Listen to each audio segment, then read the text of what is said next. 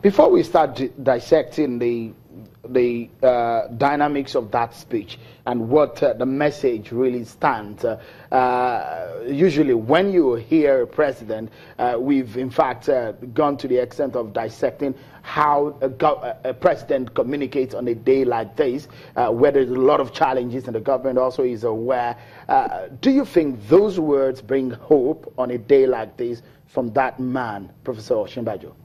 I believe so. If you take deep thought into the speech, I think he talked more about positive things that are happening.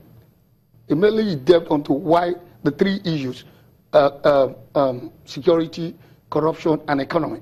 He went straight to highlight things that have taken place and that are expected to germinate, to bring to action the impact that is expected. Then he went further. He only mentioned, in paraphrase, the problem of the previous government and addressed the issue that throughout 2016, this government spent so much time trying to correct those mistakes and errors. But he was quick to mention that the 2017 budget was actually meant to put a final turning point into that issue. So for me, I think the speech today was apt. You said something. And was direct. All right. You said something about your generation and what today makes. For your generation, Moremi, you have been an advocate of youth participation in governance and in politics. Today, does that kind of message resonate with you today when you heard the president 7 a.m. this morning speak to Nigerians? Honestly, I actually think that for the vice president, President Osinbajo. Acting president. No, sorry, the acting president, Osinbajo. Well, it gives us a ray of hope, just a ray of hope. But in all honesty, there has not been any improvements. We're not happy. Our generation is totally appalled by the situation of things. This president is very sick. It's obvious that, he doesn't have the energy and the strength to carry on a lot of activities. He has not got the whole, he has not got the government in his hands fully. So why then does he have to? Why then do we keep? Why is the sluggish act? Why the sluggish? Why do we have things? Well, he actually handed over power to the acting president. It's not about handing over. Is anything wrong with that? I feel, in my own perspective, and a few of us, we feel, why can't you just resign and take it back? You are old. Is it a crime to feel sick? It's not a crime, but we know that you don't have this energy to roll again. You don't have the, you can't carry on again. So why? Well, anyway, we just need to understand that what have they got in place? The recession is bad. It means that the economic policies are not, are not truly. Economists are saying that we. No, but go to the streets. Look at the prices of items. Can people afford it? Do people have the monetary power? Do they have it? Does it match what is in the market? Let's be real to ourselves. Let's be sincere. Let's talk real to ourselves. Let's talk real to the government. Let's talk real to the ministers. Nigerians are suffering. Things are really going bad on the streets. We can't even... Look, people are being sacked. The level of unemployment. People stay at home for 6 months due to downsides at the banks. They can't even survive. And then they say the youths have failed. How? When we don't even have a means of survival. Why then we have to now keep doing things that are shoddy. And you kept telling me that Nigerians are lazy. How? When we don't even have the resources before us to even operate? The question is, Moremi, on a day like this, we've heard several presidents, at least this is going to be the fourth dispensation where we see a new president in this fourth republic.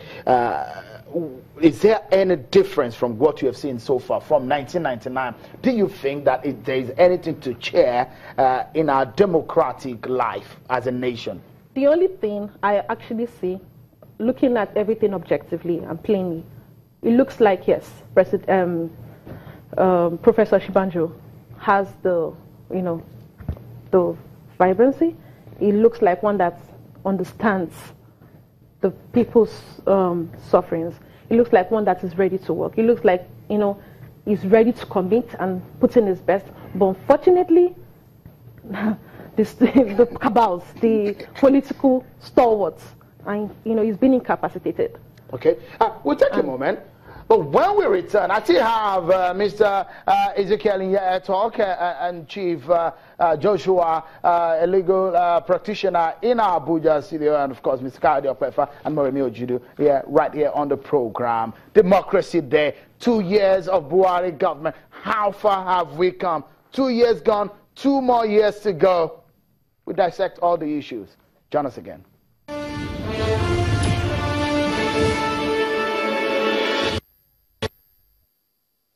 We are taking very seriously our ambition of agricultural self-sufficiency.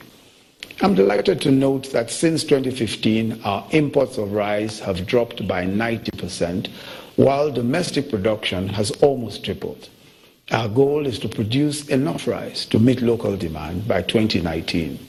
In April, the President launched our Economic Recovery and Growth Plan, which built on the foundations laid by the Strategic Implementation Plan of 2016. The plan has set forth a clear vision for the economic development of Nigeria.